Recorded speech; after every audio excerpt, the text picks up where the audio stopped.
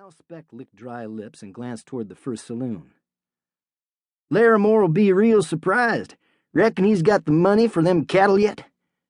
Johnny nodded. "I expect so. Shouldn't make him any difference whether he pays us today or pays us Friday. Comes to the same figure anyhow." They were a contrasting pair, not much alike except in age. Folks usually took a liking to the swivel-jawed Speck. He talked all the time, though sometimes he got so carried away that his talk quit making sense. Speck was short and bandy-legged, with a round face and freckles. His hair was rusty, his eyes a laughing blue.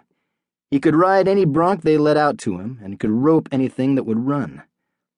Some folks said Speck had probably been sitting on a fence telling a windy when the Lord was passing out brains. At any rate, he hadn't quite gotten his share. If occasionally some rancher flared up and fired Speck for the tomfool stunts he pulled, he was likely to hire him back in a day or two. He was a good cowboy. A man could put up with little flightiness.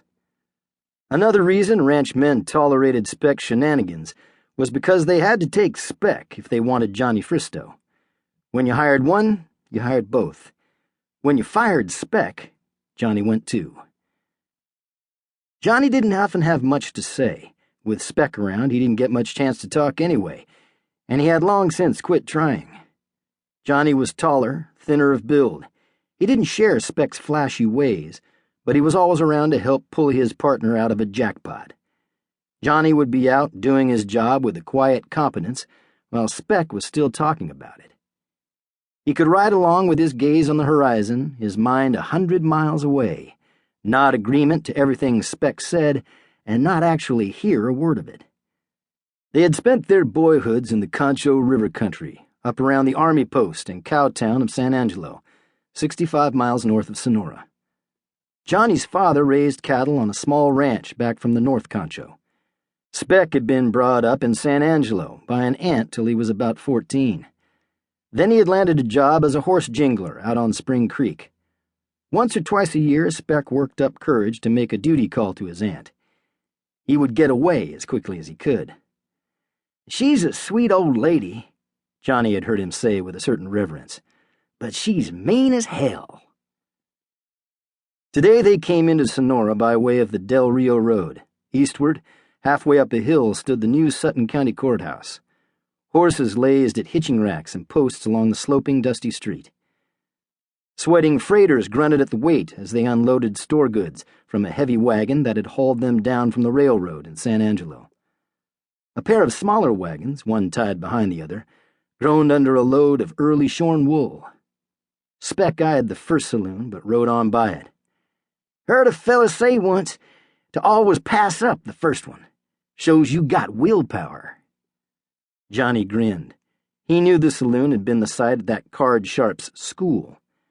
"Speck, if it's all of a whatness to you, I'd rather clean up first."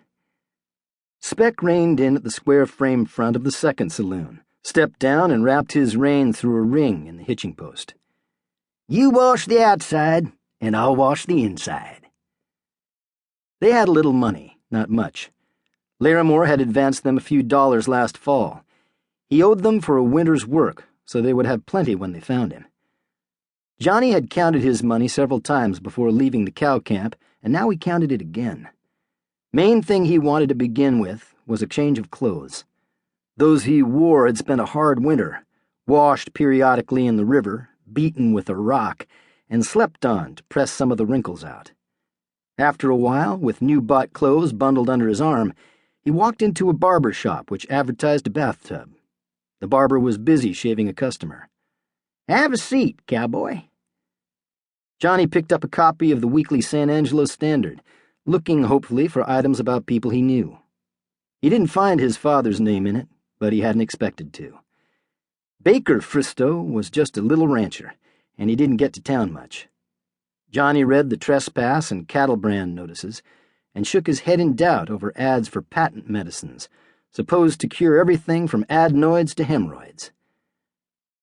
Finishing the paper, he began wondering idly about the man reclining in the barber chair. He couldn't tell much except that the customer was very tall, had a new black suit, and wore a pair of high-laced shoes on feet.